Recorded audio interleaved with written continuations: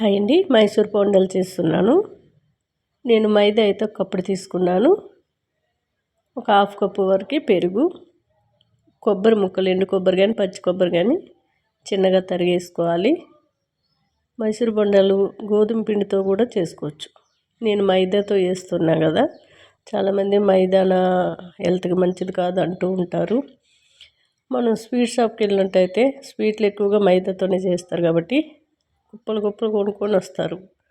కానీ ఇంట్లో మైదా అనేసరికి అబ్బా మైదా తినకూడదు అంటారు. మీకు ఇష్టం లేకపోతే గోధుమ పిండితో చేసుకోండి.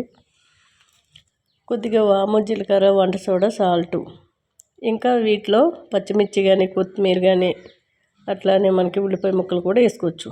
మా ఇంట్లో అవన్నీ ఏమి తినరు, ప్లెయిన్గా చేయమంటారు. అందుకని కొద్దిగా వాము, జీలకర్ర, వంట సోడా, సాల్టు, పెరుగు, కొబ్బరి ముక్కలు వేసుకున్నాను. కొద్దిగా వాటర్, అంతేనండి.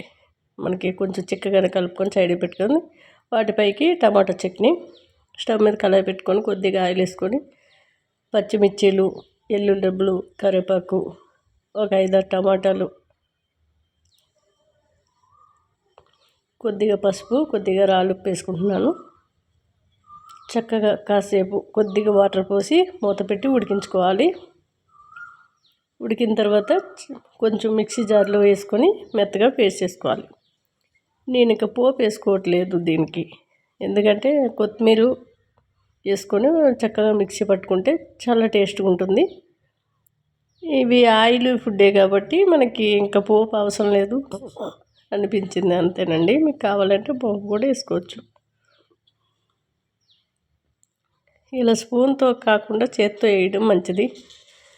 నేను స్పూన్తో వేసాను కానీ అంత కిందకి డ్రాప్స్ అనేటివి కారిపోయాయి. మరి పలచగా కలుపుకోకుండా కాస్త చిక్కగానే కలుపుకోండి. మనం వంట సోడా వేసిన వల్ల బాగా గుల్లగా వచ్చి టేస్ట్ బాగుంటుంది. పైన క్రిస్పీగా లోపల సాఫ్ట్గా ఉంటూ టేస్ట్ చాలా బాగుంటుంది. కొద్దిగా నువ్వులు కూడా వేసుకున్నాం కాబట్టి నువ్వులు పంట కిందకి తగులుతూ చాలా రుచిగా అనిపిస్తాయండి. ఇలా ట్రై చేయండి. ఎప్పుడో ఒకసారి తినొచ్చు మైదా తిన్న వల్ల ఎక్కువగా చాలామందికి మంగు మచ్చలు ఒకటి ఉంటాయి కదా, అవి ఎక్కువ అయిపోతూ ఉంటాయి. మైదా ఎక్కువ వాడకూడదు అనేది. స్కిన్ ప్రాబ్లం, ఎవరికైనా స్కిన్ ఎలర్జీ ఉన్నాయి, ఏదైనా హెల్త్ ప్రాబ్లం ఉన్నాయి, మైదా ఎక్కువ తింటే వాటికి రెట్టింపు అవుతుంది అంటారు. చూసారు కదా, చక్కగా లోపల గుల్లగా పైన క్రిస్పీగా లోపల సాఫ్ట్గా ఉన్నాయి. పిల్లలైనా పెద్దలైనా ఎప్పుడో ఒకసారి తినొచ్చు, చాలా టేస్ట్గా ఉన్నాయి.